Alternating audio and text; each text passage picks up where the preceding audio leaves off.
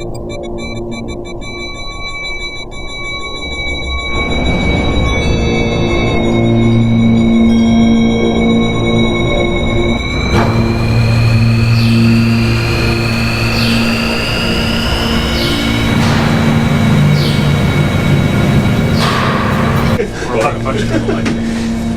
I don't know a few people.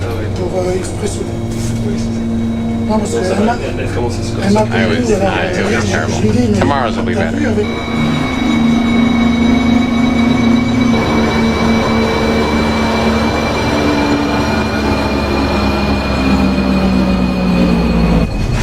I don't think I can say it. I need evidence.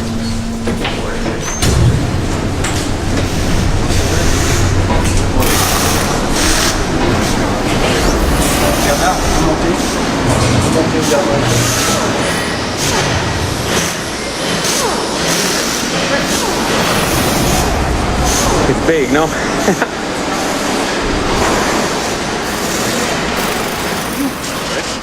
Ever since I entered physics, people have been talking about this machine. The Large Hadron Collider, the biggest machine ever built by human beings, is finally going to turn on. And after many, many years of waiting and theorizing about how matter got created and about what the deep fundamental theory of nature is, all those theories are finally going to be tested. And we're going to know something. And we don't know what it's going to be now, but we will know, and it's going to change everything. And if the LHC sees new particles, we're on the right track. And if it doesn't, not only have we missed something, but we may not ever know how to proceed. We are at a fork in the road, and it's either going to be a golden era, or it's going to be quite stark. And I've never heard of a moment like this in history, where an entire field is hinging on a single event. Hi. I'm David, Fabiola, nice to meet you. So, look, I had suggested to be on this side because this big wheel is quite spectacular. More than ever, this will require the collaboration between the theory and experimentalists, so it will be a very nice period where we'll work together. And well, it's fun to finally interact with experimentalists. I mean, I used to be just in my office coming up with crazy you have ideas. to come and make your calculations here in front of this big, big instrument. Right, yes, that to would get be inspired. Yes. It's a big thing. There is a general sense waiting for this machine to start, this massive machine that has taken so many years to build. We are all in great anticipation of what it might find. And every time there's even a rumor that a new particle is discovered, even before it turns on, the entire field goes into a fever pitch. The experiment was designed initially in the mid-'80s and has taken this long to construct. There are 10,000 people of over 100 nationalities. That includes countries which are mortal enemies of each other, like India and Pakistan and Georgia and Russia and Iran and Israel. All have physicists working on this machine. These big blue things are 7-ton superconducting magnets, which have to be cooled with liquid helium to the coldest temperatures on Earth, colder than empty space. There are 100,000 computers connected all over the world to deal with the data. In fact, the World Wide Web was invented at CERN so that physicists all over the planet could share the data. The United States was building a machine just like this. In fact, a bigger machine in Texas. But they ran into a small technical difficulty. I doubt anyone believes that the most pressing issues facing the nation include an insufficient understanding of the origins of the universe. Unfortunately, the superconducting supercollider was canceled by Congress in 1993. And finally he's saying, well, if we don't do it, the Europeans will do it. Let them do it. We'll steal their technology like they steal our technology. It got very political, It was very expensive, very complicated. It's hard for physicists to explain why we do these kinds of experiments. The purpose of the machine is not military application, it's not commercial application. It's to understand something about the basic laws of physics. There are two kinds of particle physicists. There are the experimentalists. They build the big machines, run the experiments, analyze the data, and try to discover things, like new particles. And then there are the theorists, like me. We construct the theories that try to explain everything we see in nature. Without us, the experimentalists are in the dark. But without them, we'll never know the truth. I mean, if you go, it won't be so terrible. But When I was at Stanford, I had a mentor, Savas Dimopoulos. right. Savas only likes to work on the biggest puzzles. Now, just for fun, I wanted to tell you that the enabling technologies that... He has some of the most famous theories that will be tested at the LHC. But he doesn't know if any of them are true. So there's an intensity with which he approaches physics. If he works on a paper that could result in a Nobel Prize, he doesn't allow more than 3 people on the paper, because you can only share the Nobel Prize with 3 people. That's the level at which he's operating and the impact he's trying to have. And takes us beyond the confines of atomic physics. In particle physics, you have to have a threshold amount of intelligence, whatever that means. But the thing that differentiates scientists is purely an artistic ability to discern what is a good idea, what is a beautiful idea, what is worth spending time on, and most importantly, what is a problem that is sufficiently interesting yet sufficiently difficult that it hasn't yet been solved, but the time for solving it has come now.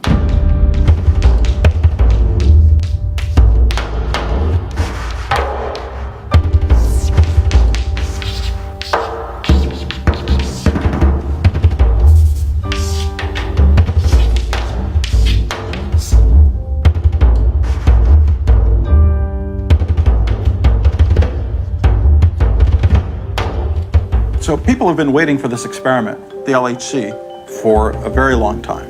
Nothing like it has ever happened. All the superlatives are justified. This is the case where the hype is approximately accurate. To get 3,000 people to work on an experiment together, whose goal is to understand what's going on at distances 1,000 times smaller than the proton. This is a really extraordinary testament to what to some of the highest ideals we can have as human beings. It's Nima and I got our PhDs around the same time. He's a couple years ahead of me.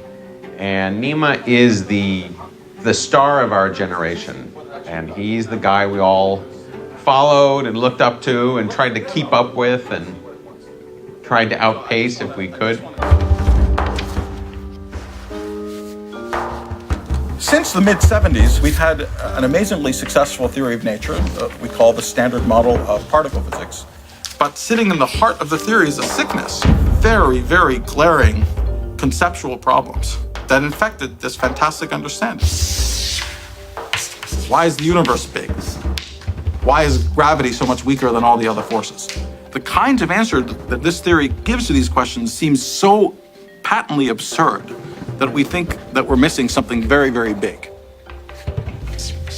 And on top of all of that, there's one prediction of this theory, absolutely crucial for it to even make internal theoretical sense. And this is the famous Higgs particle. The Higgs or something like it must show up. If it doesn't show up, there's something truly deeply wrong, very, very deeply wrong with the way we think about physics. There's strong reasons to think that at least some of these questions will find answers at the LHC. There's been no shortage of ideas for what they might be. But this is really this generation of people's, my generation of people's, only shot.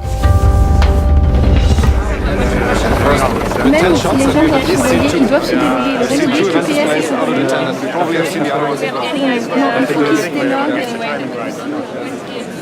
Ah, so the boss comes. Non, je ne sais même pas, j'ai pas mangé, j'ai pas dormi, mais bon, j'ai pas besoin. Non plus, mais bon. Ça marche bien. I first came to CERN in 1987. I was a very young undergraduate student. And I remember the first time I entered the site, I was a bit scared by the corridors then in the CERN main site, so I was almost lost in those corridors.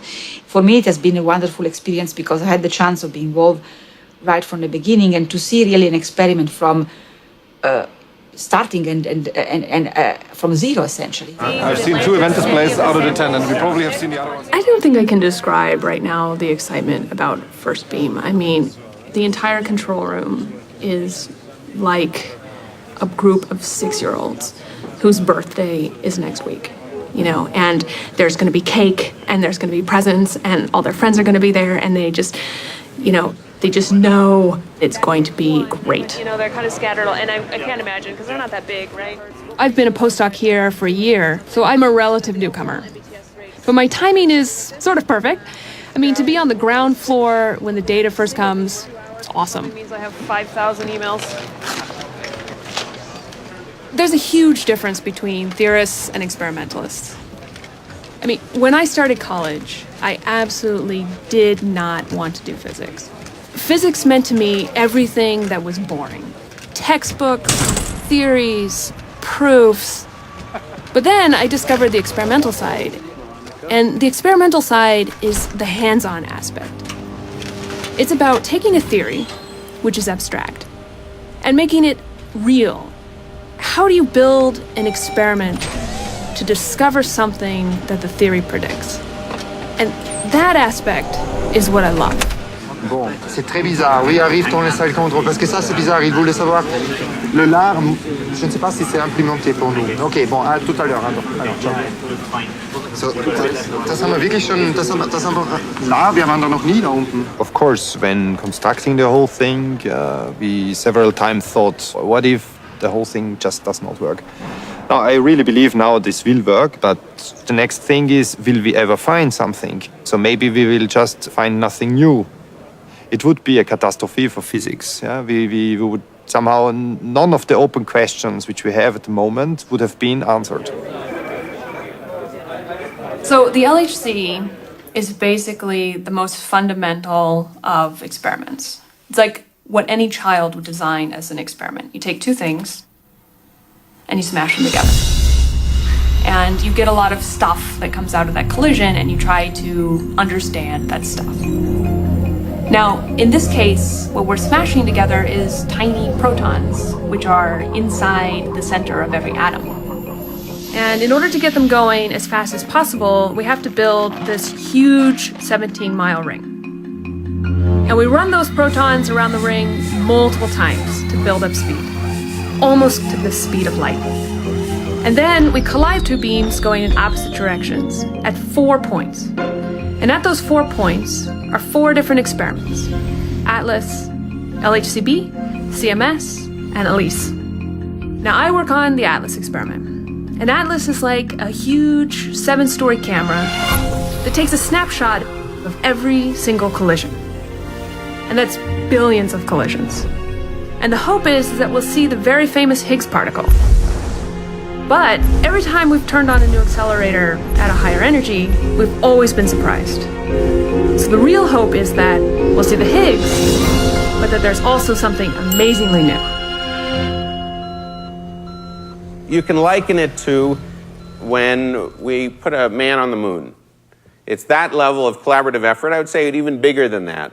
This is closer to something like human beings building the pyramids. Why did they do it? Why are we doing it? We actually have 2 answers. One answer is what we tell people, and the other answer is the truth. I'll tell you both. And there's nothing incorrect about the first answer. It's just it's not the thing that drives us. It's not how we think about it. But it's something you can say quickly, and the person you're talking to won't, get diverted or pass out or pick up the Sky Mall catalog if you happen to be next to them on an airplane. Answer number one, we are reproducing the physics, the conditions, just after the Big Bang. We're doing it in this collider, and we're reproducing that so we can see what it was like when the universe just started. This is what we tell people. Okay, answer two. We are trying to understand the basic laws of nature. It sounds slightly more mild, but this is really where we are and what we're trying to do. We study particles because just after the Big Bang, all there was particles. And they carried the information about how our universe started and how it got to be the way it is and its future. At the beginning of the 1900s, it became clear that all known matter, everything that we know about, is made of atoms. And that atoms are made of just three particles: the electron, the proton, and the neutron. In the 30s, other particles were discovered. And by the 1960s, there were hundreds of new particles, with a new particle discovered every week. And there was mass confusion. Until a number of theorists realized that there was a simple mathematical structure that explained all of this. That most of these particles were made of the same three little bits we call quarks, and that there are only a handful of truly fundamental particles which all fit together in a nice, neat pattern. And there was born the Standard Model. Eventually, all the particles in the theory were discovered, except one, the Higgs. And the Higgs is unlike any other particle. It's the linchpin of the Standard Model. Its theory was written down in the 1960s by Peter Higgs and a number of other theorists. We believe it is the crucial piece responsible for holding matter together. It is connected to a field which fills all of space and which gives particles like the electron mass and allowed them to get caught in atoms, and thus is responsible for the creation of atoms, molecules, planets, and people. Without the Higgs, life as we know it wouldn't exist. But to prove that it's true, we have to smash particles together at high enough energy to disturb the field and create a Higgs particle. If the Higgs exists, the LHC is the machine that will discover it. Let's assume you're successful and everything comes out okay. Sure. What do we gain from it? What's the economic return? How do you justify all this? By the way, I am an economist. I don't hold it against you. The question by an economist was, what is the financial gain of running an experiment like this and the discoveries that we will make in this experiment? And it's a very, very simple answer. I have no idea. We have no idea. When radio waves were discovered, they weren't called radio waves because there were no radios. They were discovered as some sort of radiation. Basic science for big breakthroughs needs to occur at a level where you are not asking what is the economic gain, you are asking what do we not know and where can we make progress. So what is the LHC good for? Could be nothing other than just understanding everything.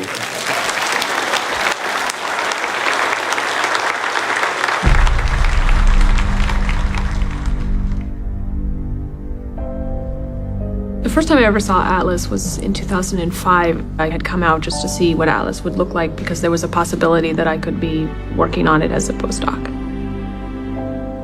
I can remember walking in and just being like, just stunned. I mean, me stunned, already kind of having an idea of the magnitude. People tell you, oh, it's 5 stories tall. And you go, oh, okay, 5 stories tall. And then you see 5 stories completely filled with microelectronics. All custom designed, all hand soldered. It's like as if it's a 5-story Swiss watch.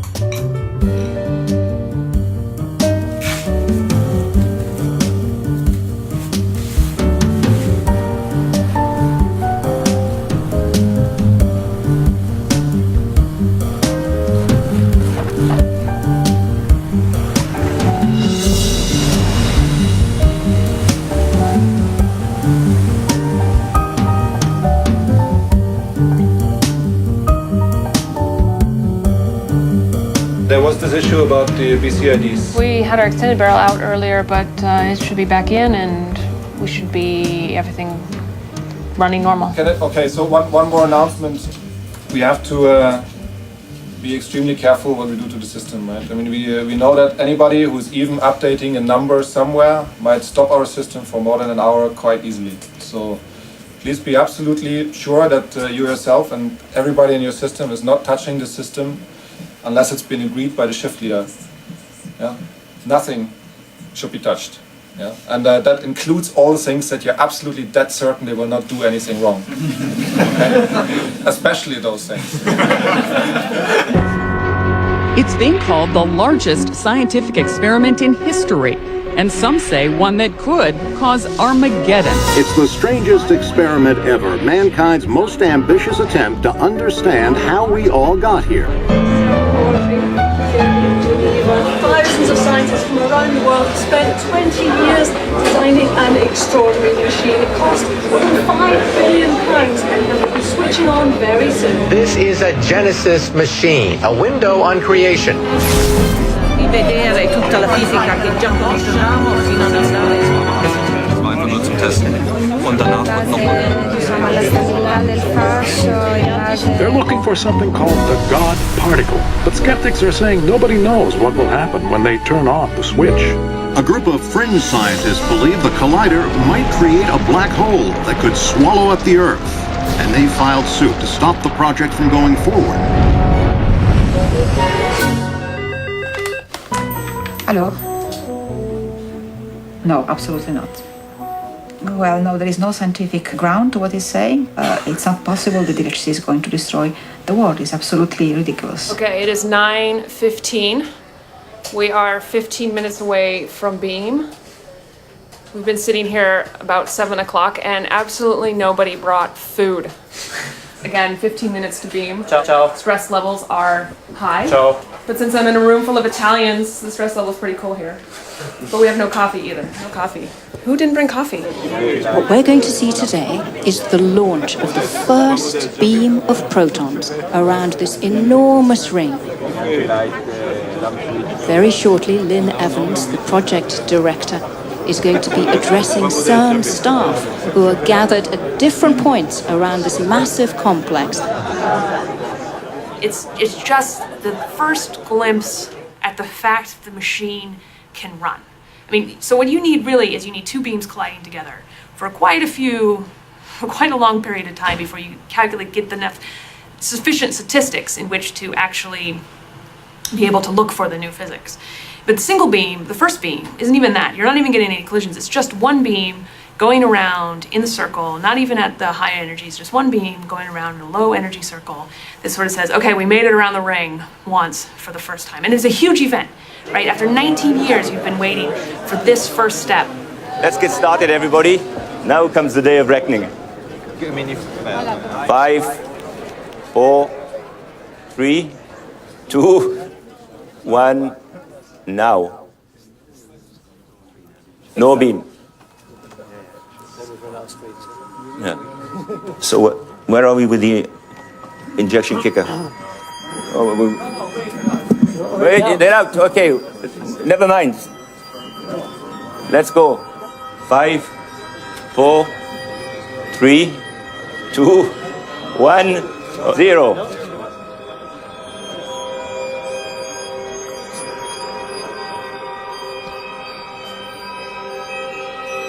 We get a beam on this pulse? I hope so.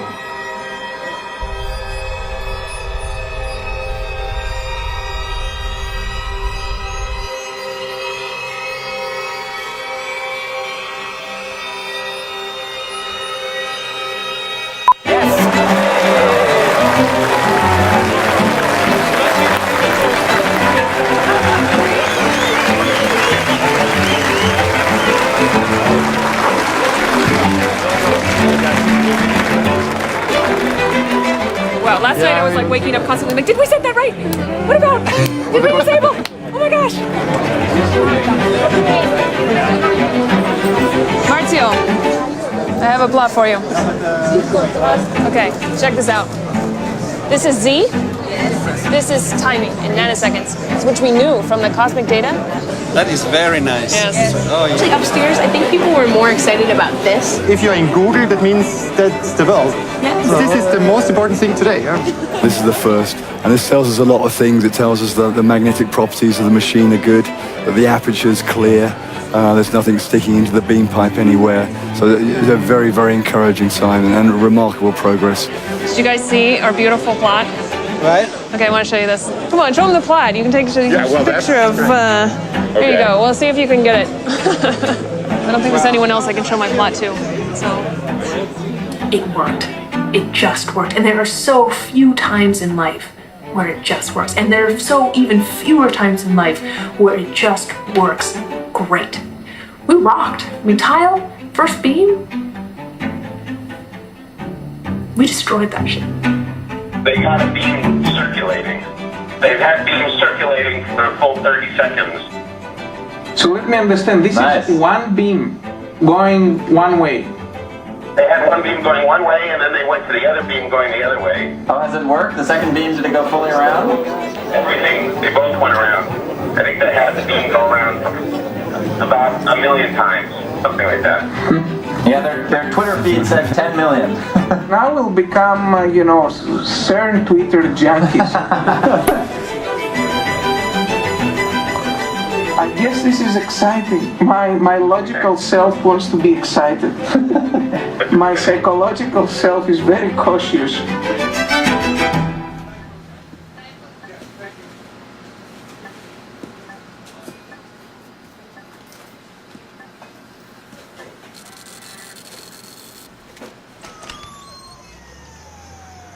My parents are both Iranian and both physicists.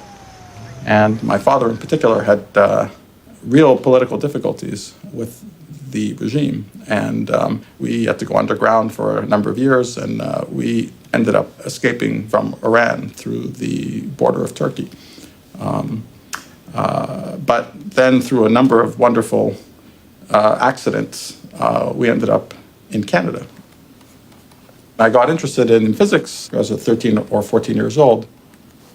It just offered the way to combine the two things I really loved, mathematics and things in the natural world. You almost done? Yeah. That you're saying, what if? It's, yeah. You're preparing a broader audience for this. All right, okay. Now I'm going to just do something fun. Just do something fun. What would be fun? No, don't write hell. It's a public. All right, I'm sorry. Okay. How about that? There we go. Thinking about the LHC has been the center of my intellectual life for about 15, 16 years now. Depending on what happens with the LHC, these are 15 years I could come to see as the best possible thing I could have been doing with this time. Or it could just be that entire 15 years might as well have not happened, had no impact, and then that's just 15 years that are gone. It's not the sort of thing where there's consolation prizes. It's a fairly binary situation. I definitely won't feel, oh, well, I gave it a good old college try. It's all fine anyway. It's just trying that counts. I don't believe that. I don't believe it's just trying that counts. I believe getting it right is what counts. Okay, please take your seats. Now it's time for the entertainment part. So as with every great physics event, we're going to start with a Big Bang, the Atlas Big Bang event. And that's going to follow with music all evening. People from Atlas who are going to be performing for you. So let's get started. Take 2,000 intelligent, ambitious, type A personalities. You make them work 16-hour days, high pressure situation, lots of stress. That's the recipe for disaster. Or at least it's a recipe for a reality television program. But all of that physics, Higgs, extra dimensions, supersymmetry, microscopic black holes, macroscopic black holes, Z primes, you name it. The physics that the theorists only dream of is ours to discover. Thank you. Matter is created from energy, which is exactly what they'll do in the LAC. You get matter and antimatter in equal parts, and they try to take us back to when the universe started.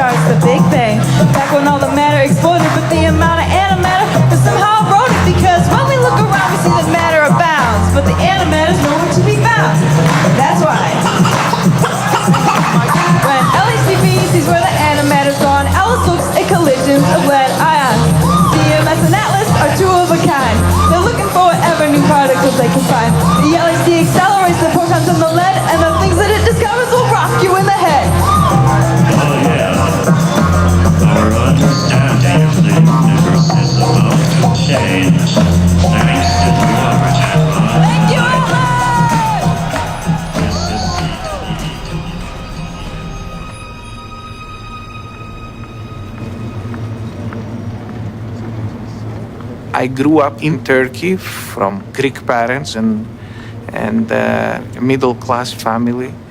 And then in the 60s, we became refugees. We had to leave Turkey because of ethnic tensions between Greeks and Turks over the island of Cyprus. And there were a lot of political cross-currents, left, right. And I was a young, impressionable 13-year-old hearing the pro-left and pro-right arguments. So one day I would be convinced that one side was right. The other day I would be convinced the other side was right. And then I was getting confused. How could both of these things be true if they were contrary to each other? So I decided to focus on a field where the truth didn't depend on the eloquence of the speaker. The truth was absolute.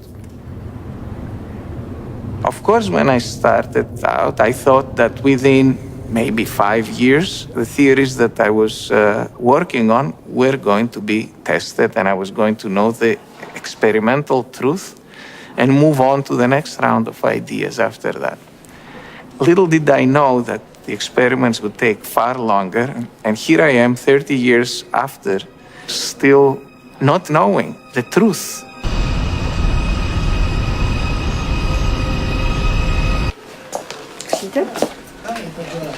I can show you here a nice event. Did you see this from Andreas showed me this. This is from yesterday night.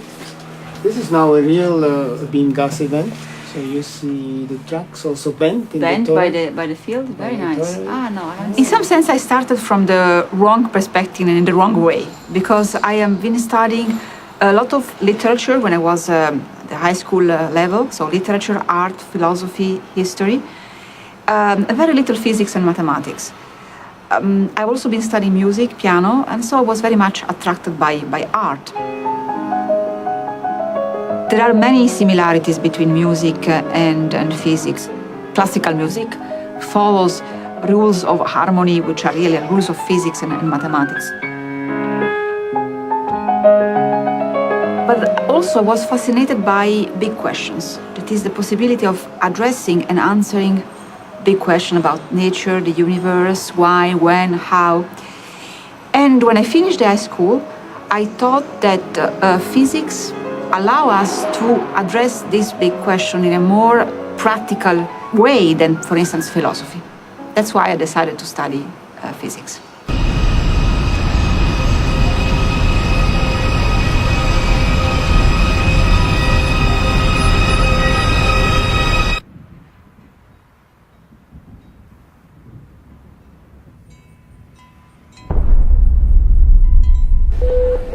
Yes, lui, il a des students.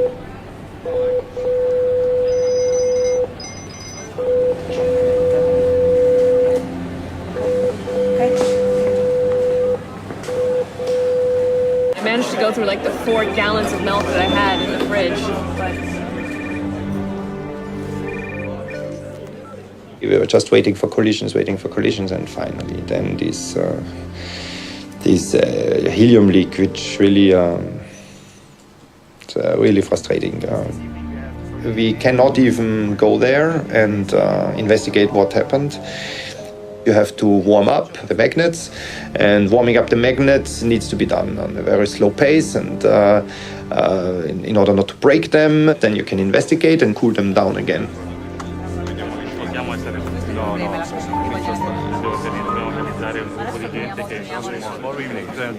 Yeah, I'd be there.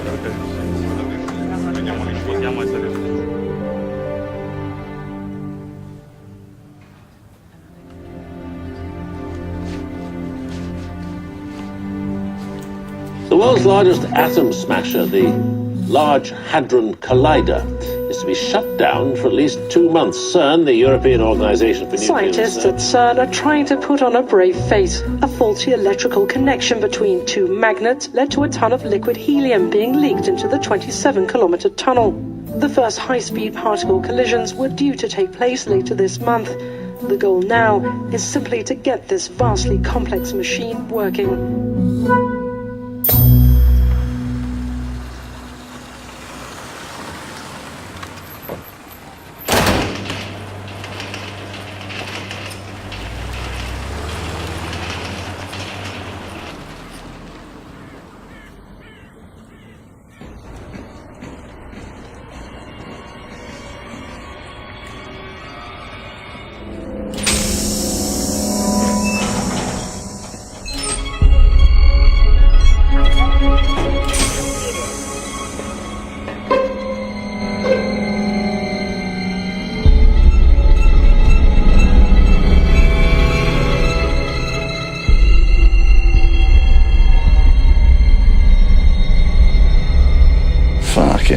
that, yeah. But this is just unbelievable.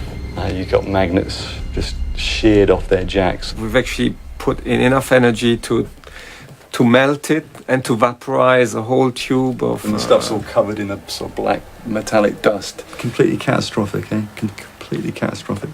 There's no more vacuum in the beam vacuum. So we can as well open it up and see whether there's any dust. Because if there's dust, it means we have to clean all the way until it's... I hope in the worst case we have not to take out more than 20 or so magnets.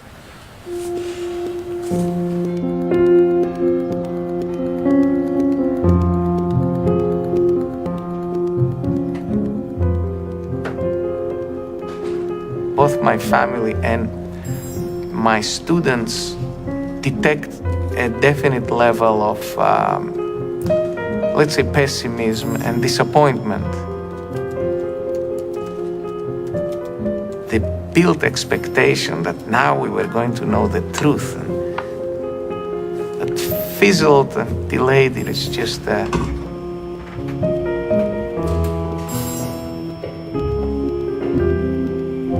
I thought I was stronger than this. It surprised me. I did say that I thought it was a mistake for CERN to have this gigantic celebration for things just when it just had a few protons wandering around in one direction around the ring, that it was just a bad idea to have so much hoopla before anything was actually happening. At the time, when people were asking me whether I was going to CERN to celebrate, I said, I'm going to go to CERN when there's a reason to celebrate, you know, when things are colliding into each other and something is starting to happen, not for some crappy PR reason. And that backfired. That really backfired, and I think that was a PR disaster. It was a PR disaster largely of CERN's own making. You don't go around, you know, having gigantic parties before anything has happened.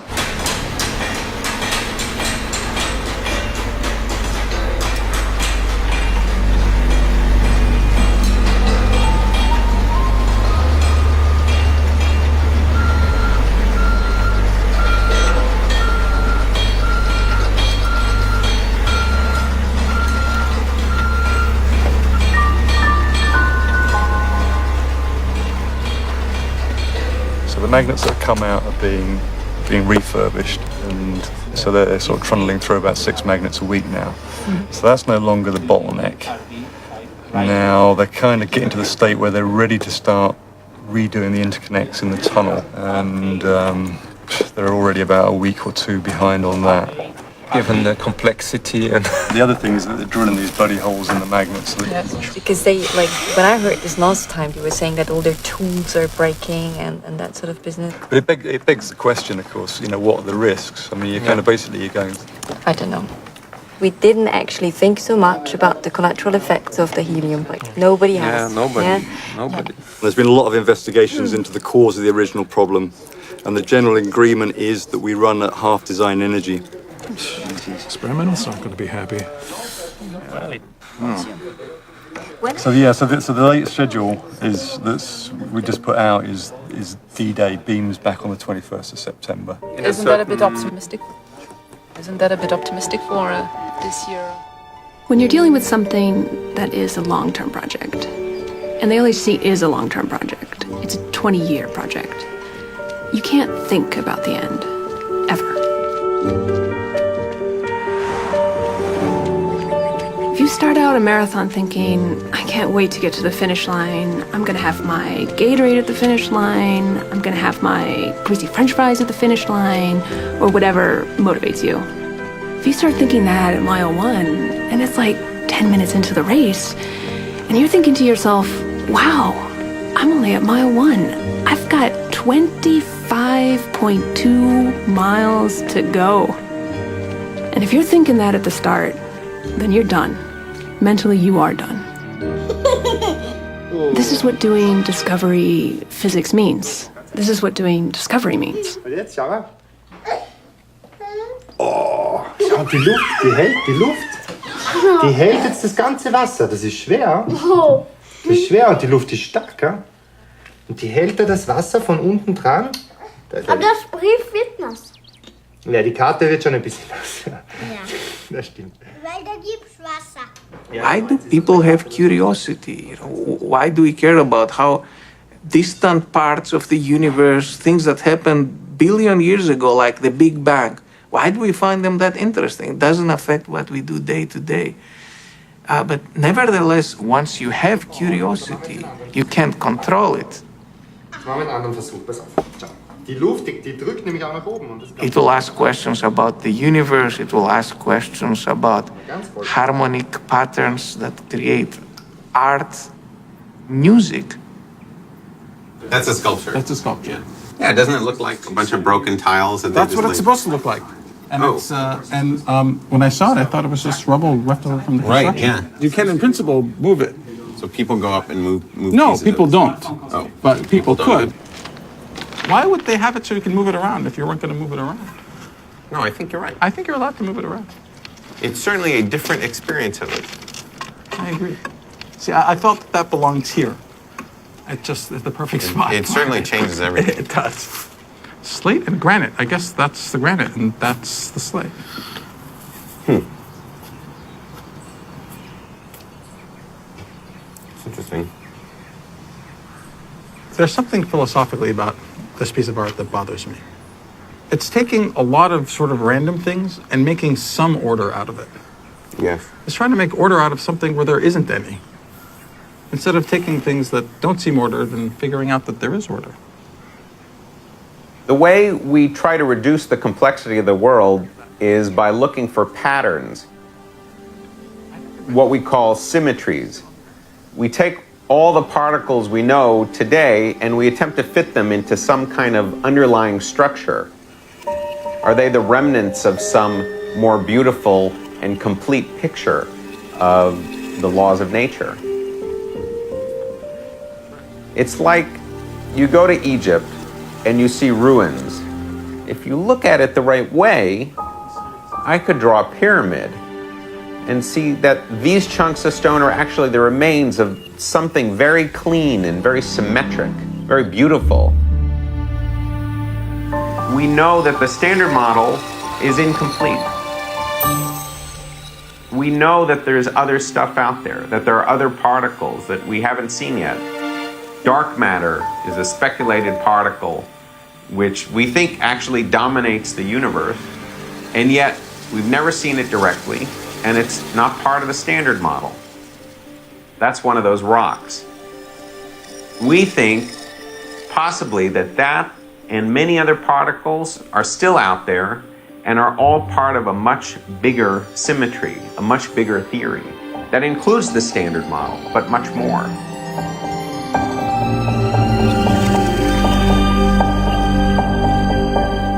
The most popular theory is called supersymmetry, or SUSY for short.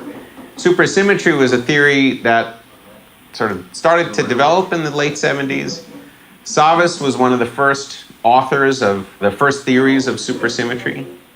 The unfathomable depths of Supersymmetry is our best guess of what else is out there, the bigger theory that incorporates our current theories, the standard model.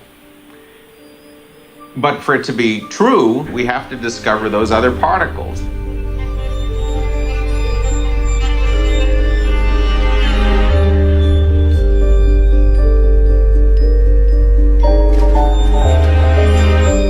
If I could choose a dream of any theory I think the LHC could find, actually I would love for them to see supersymmetry.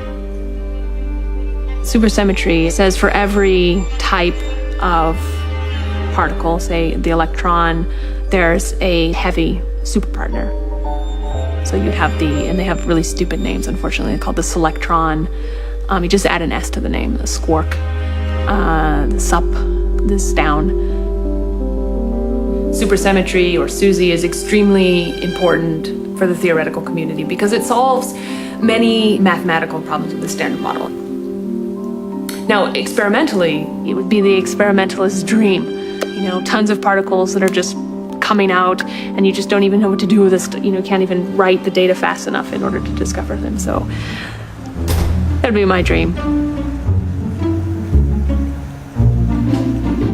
It used to be in the control room life, it was kind of a luxury, you could kind of style your hair for the day because you didn't have to wear a hard helmet all day. You could wear nice shoes, because you were in a control room environment. Now, It's all back to, you know, bring the dirtiest clothes that you own to work because you're going to be crawling around in, like, you know, hard helmets, steel-toed boots, not the most attractive shoes, but, you know, I kind of like them.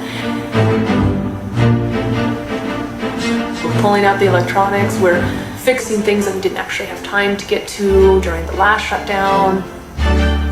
The goal of this is that it will be in even better shape for next beam. Okay, so that is, I think, all that I have to say. Hope the theorists aren't driving you crazy. Don't listen to them, by the way, because theorists, they can sometimes... Just telling you, you gotta come back to the experimental world so that you can touch basis with reality. All right, I'll talk to you soon.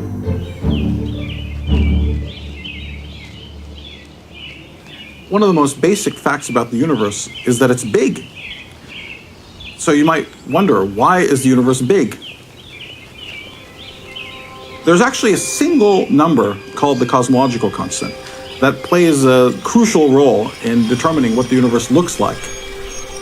In fact, around 10 years ago, astronomers discovered a really remarkable fact.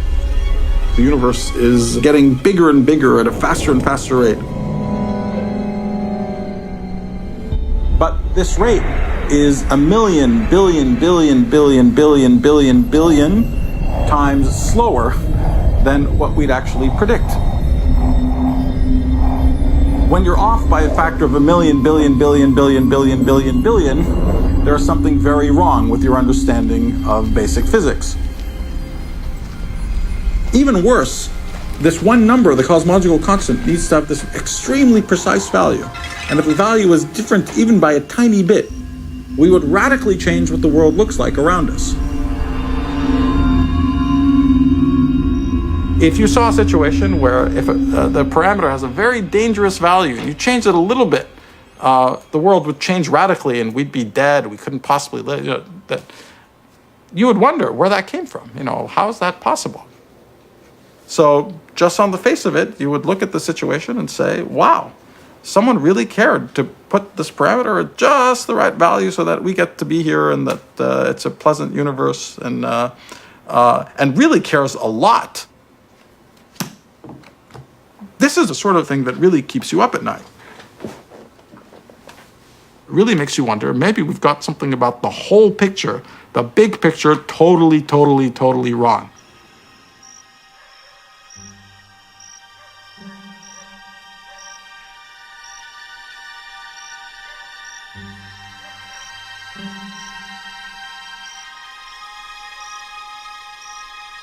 Before I went to elementary school, my mother started telling me biblical stories. She told me that if we are good, we'll go to paradise and we will stay there forever. And when she said forever, I started panicking. I kept asking, forever? Forever? You mean it never ends?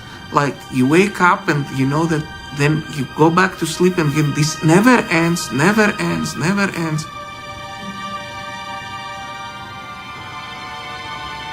I started crying. She told me, what's wrong with you? This is paradise. It will be a lot of fun.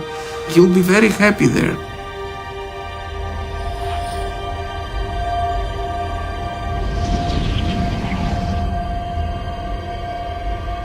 But this idea of eternity, something infinite, scared me.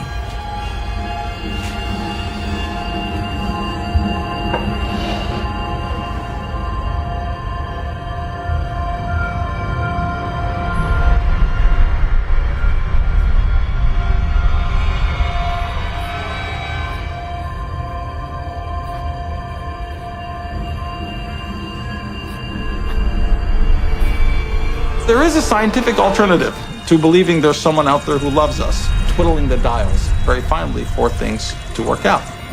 And this alternative, said briefly, is that everything we see in our observed universe is actually a very small part of a much, much vaster multiverse. might literally imagine that from some bird's eye point of view, if you went to enormous distances, you would see that our universe is actually a little pocket inside a vastly bigger space. In this picture, these mysterious numbers, like the cosmological constant, are actually basically random. And out there in the multiverse, next to us somewhere, is another region where these numbers take on some other random value. And then another region where they take on some other random value still. Only in a tiny sliver, minuscule part of this gigantic multiverse, for completely accidental reasons, do these numbers take on the very, very special values which allows structures to grow, stars to form, galaxies to form, ultimately things like us to form. This is the really opposite extreme interpretation of the presence of fine-tuning as intelligent designers would want to give. If you believe that someone out there cares and twiddles the parameters so that you can exist, that puts our existence at the very core of reality. If you believe that our entire universe is a tiny little minuscule speck in a gigantic multiverse which is mostly lethal, that's a polar opposite philosophy for what the universe looks like. In fact, it's an idea that many physicists loathe, because certain questions then become things that we will not hope to be able to understand. Nima is now an advocate for this idea that the laws of physics are different in different parts of this multiverse. That what we measure in experiments are not deep mysteries of nature, but they're just random accidents in our universe. That maybe even the Higgs itself is a random accident that has occurred in our universe and lets life exist, but has no explanation. In a sense, it's the end of physics. On the one hand, we have the direction that we've been on for the last 400 years towards increasing beauty, simplicity, symmetry, and a path that has time and time again paid off with deeper and deeper insights about the way the world works.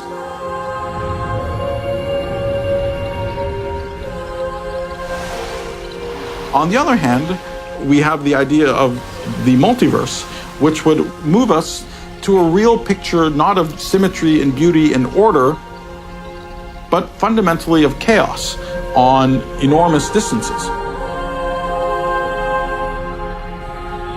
This is the really very, very big scale question which the LHC is going to push us in one way or the other.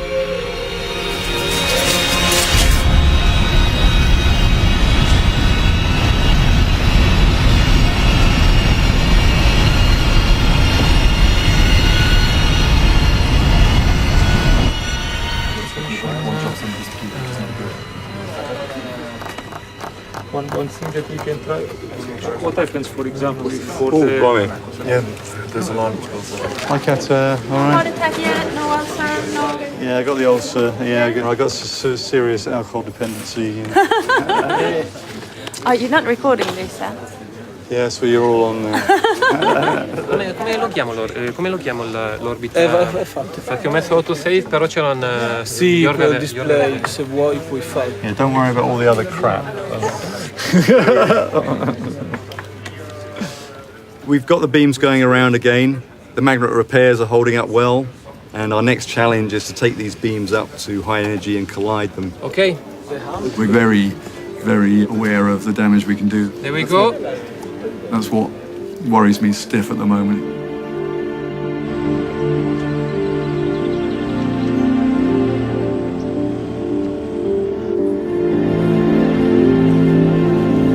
The original proposal for Atlas was in 1989. And you're kind of writing this idea. You've got this dream of physics. This dream of physics is what pulled everyone along for those 19 years.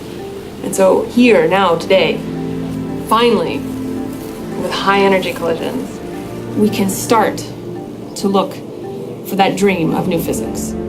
A blue. The control room, yeah. The control room. This is the control room.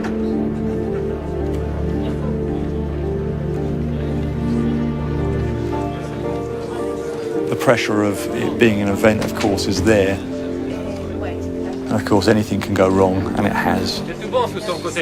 Last weekend was a complete disaster. We were discussing the possibility that we do collisions during the night rather than the planned 9 o'clock in the morning. Of course, this has caused major sort of knock-ons for one, the experiments, and two, for the media service. The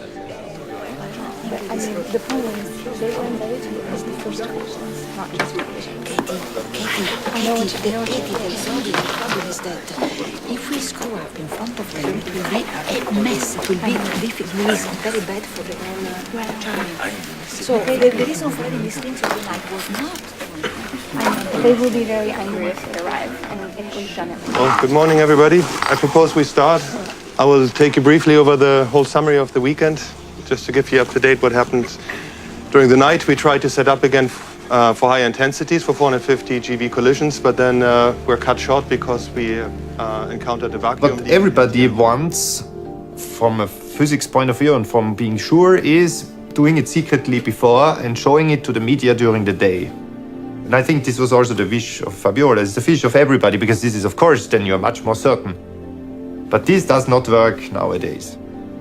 Media wants to see this little risk. I understand. So that means we have to adapt to that. Let's see this. This is not it. It doesn't seem like. Hit the reload. I'm reloading it. Yeah, I wonder if we should stop. Everyone's reloading it. Maybe we should stop. There you go. Hey. All right. Okay, now. And indeed, welcome to CERN, the European Organization for Nuclear Research in Geneva. Welcome to the CERN Control Center. Aujourd'hui est un grand jour pour les physiciens du monde entier.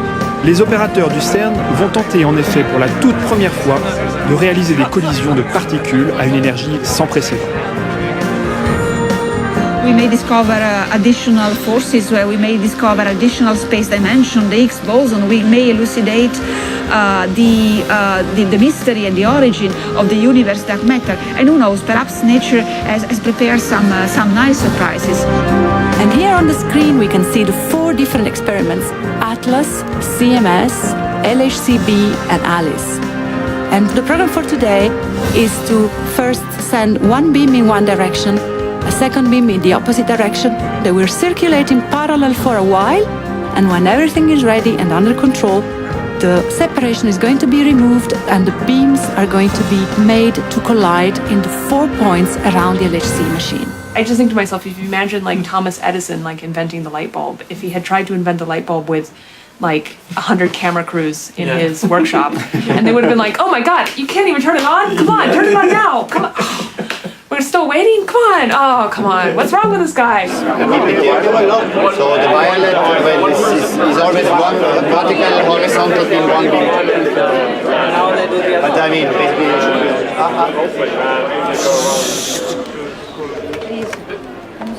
So a few minutes. Okay, thank you. Thank you. Bye. A few minutes away from collapsing the separation banks. Okay, a few minutes away from collapsing the separation banks. Wow. Everybody here? Few minutes, not few. Wow. Few minutes away. So we should watch that one, our trigger rate, this one, the separation bump, and even displays. Okay, these are the 3 screens. If you have 3 eyes, one there, one here, and one there. So, okay, we're at both beams at 3.5 TeV, and we've just collapsed the separation bumps and brought the beams into collision inside the 4 experiments. Start.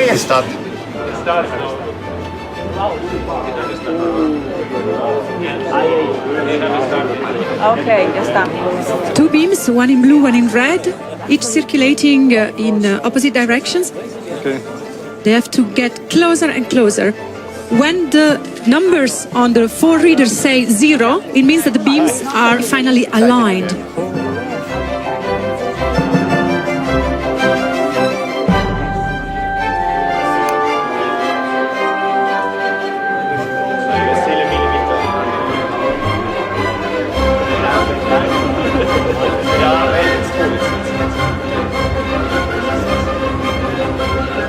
This is the historical moment we were all expecting.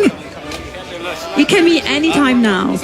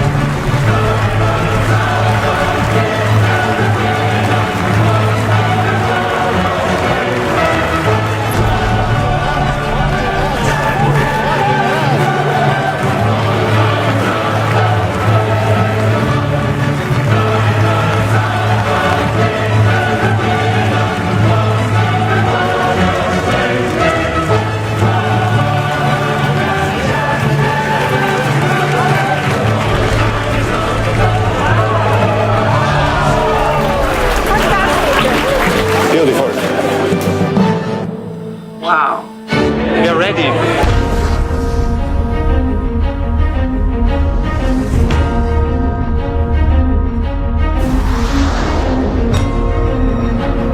First things first, I just have to say, data. It's unbelievable how fantastic data is.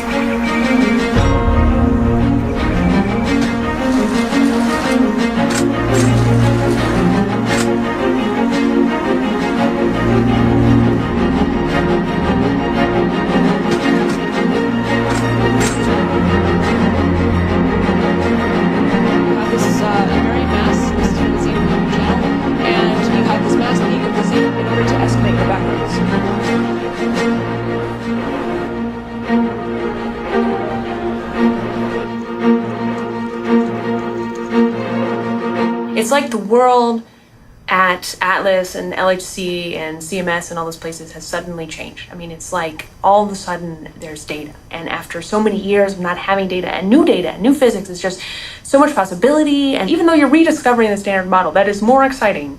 But the most exciting thing about the data is not the first collision. Because the first collision, okay, great, first collision, everyone loves the first. But the most exciting thing about the data is the 1 millionth collision or the 2 millionth collision, or the fact that collisions just keep coming and coming and coming and coming. And the more and more collisions we have, the more and more chance we have to look at the interesting physics, because it just means more and more and more data for us. The running is pretty good.